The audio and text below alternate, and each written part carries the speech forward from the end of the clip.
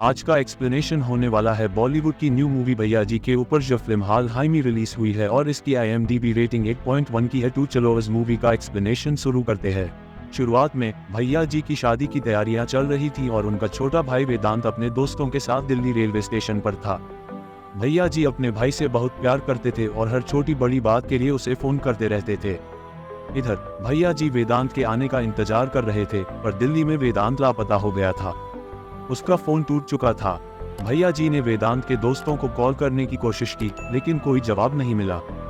इसके बाद चंद्रभान का परिचय होता है, जिसने एक वकील के टुकड़े टुकड़े कर दिए थे, क्योंकि उसने उसके बेटे अभिमन्यु के खिलाफ एक लड़की का मामला लिया था।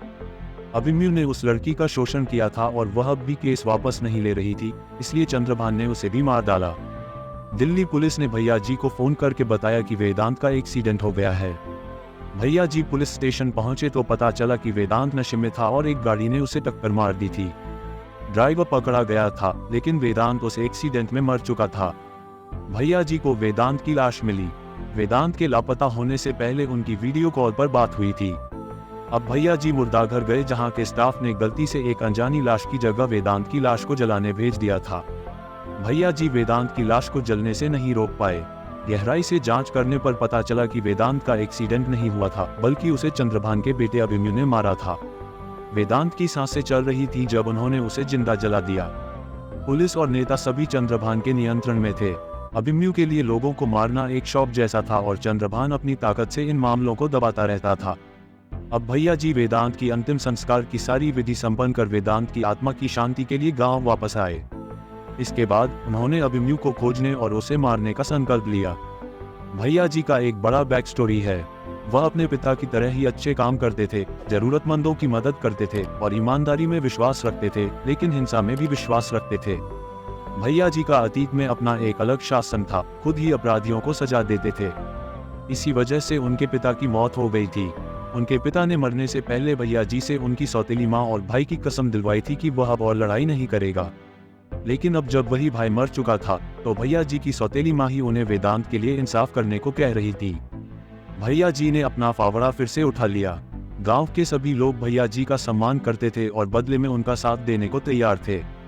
सबसे पहले भैया जी ने उस इंस्पेक्टर को उठाया जिसने झूठ बोला था कि वेदांत की मौत एक्सीडेंट में हुई है। पिटाई से बचने के लिए इंस्पेक्टर ने सारा सच बता दिया, यहाँ तक कि अभिमन्यु का फोन नंबर भी दे दिया। फिर इसने बाहर जाते ही चंद्रभान को भैया जी के बारे में सब बता दिया। चंद्रभान के घर के एक पंडित ने भैया जी की पूरी कुंडली बता दी थी, जिससे चंद्रभान थोड़ा डर गया। तब भैया जी की कॉल अभिमन्यु को आए और भैया जी ने साफ कहा कि वह बदला लेने आ रहा है। अब भैया जी ने अपने गांव के साथियों को गांव वापस जाने का आदेश दे दिया और केवल 2 दोस्त दिल्ली में रुके। चंद्रभान के घर का एक नौकर जो भैया जी का सम्मान करता था, उसने सूचना दी कि वे लोग देश छोड़कर भाग रहे हैं, इसलिए भैया जी उन्हें रास्ते में ही मारने गए। चंद्रभान ने उसी नौकर को मूर्ख बनाकर यह सूचना भिजवाई थी। अब भैया जी को चंद्रभान के आदमियों ने पकड़ लिया। इस लड़ाई में भैया जी को गोली लगी और वे नदी में गिर गए। फिर भैया जी के दोस्तों ने उन्हें वहां से निकाल लिया। अब चंद्रभान भैया जी को पूरी दिल्ली में ढूंढ रहा है। भैया जी की हालत बहुत गंभीर थी और वे होश में नहीं आ रहे थे, इसलिए उन्हें अस्पताल नहीं ले जा सकते थे। भैया जी के दोस्तों ने उनकी मां और भाभी को दिल्ली बुला लिया। भाभी जी नेशनल शूटिंग गोल्ड मेडलिस्ट हैं और वे अपनी गन भी साथ लाई थी। फिर सब मिलकर भैया जी को छिपाकर अस्पताल ले गए और उनका इलाज कराया गया। चंद्रभान और भैया जी दोनों ही एक राजनीतिक पार्टी के समर्थक हैं। दोनों के ही मंत्री हैं। उस पार्टी में भैया जी के मंत्री ज्यादा हैं, पर चंद्रभान ज्यादा फंड देता है।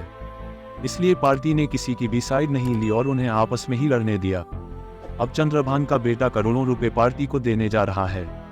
इधर भैया जी होश में आते ही अपनी मां को वापस गांव भेज देते हैं और दिल्ली में भाभी जी ही रुकती हैं। चंद्रभान के घर के पंडित को भैया जी की लोकेशन का पता चल जाता है। अब चंद्रभान अपने आदमियों को भैया जी को मारने भेज देता है। भैया जी को नींद की दवाई दी हुई थी, फिर भी भैया जी और भाभी ने मिलकर सभी गुंडों को मार दिया। अब भैया जी वापस लड़ने को तैयार हैं। गांव में भैया जी के पुराने दोस्त उनकी मदद करने के लिए सोमनाथ के घर गए। ये घर उसी पंडित का है जो चंद्रभान के घर रहता है। अतीत में इस पंडित की बेटी को गुंडों ने किडनैप कर लिया था। तब भैया जी ने उसकी मदद की थी और उसी लड़ाई में भैया जी के पिता की मौत हो गई थी।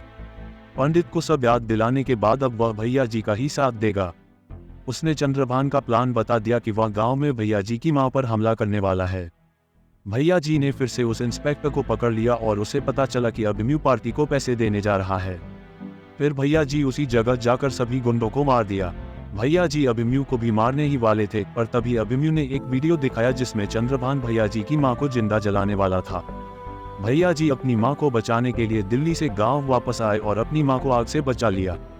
यहाँ चंद्रभान के बहुत सारे गुंडे थे और भैया जी अकेले थे। चंद्रभान ने मां को बताया कि उसने वेदांत को जिंदा जलाया था और अब वह दोनों को भी जिंदा जला देगा। भैया जी ने मां से यह बात छिपाई थी, पर अब वादा किया कि वह चंद्रभान और अभिमन्यु दोनों को मार देगा। अपने दोस्तों के साथ मां को सुरक्षित जगह भेज दिया। भैया जी के पुराने दोस्तों ने घर में जगह जगह हथियार छिपाए हुए थे और निशानी के तौर पर हल्दी का हाथ लगाया हुआ था। भैया जी उन मार्ग की मदद से गुंडों से लड़ पाए। इस लड़ाई में भाभी जी ने भी भैया जी की मदद की। इस लड़ाई के अंत में भैया जी ने अभिमन्यु और चंद्रभान दोनों को जिंदा जला दिया और फिल्म यहीं समाप्त होती है।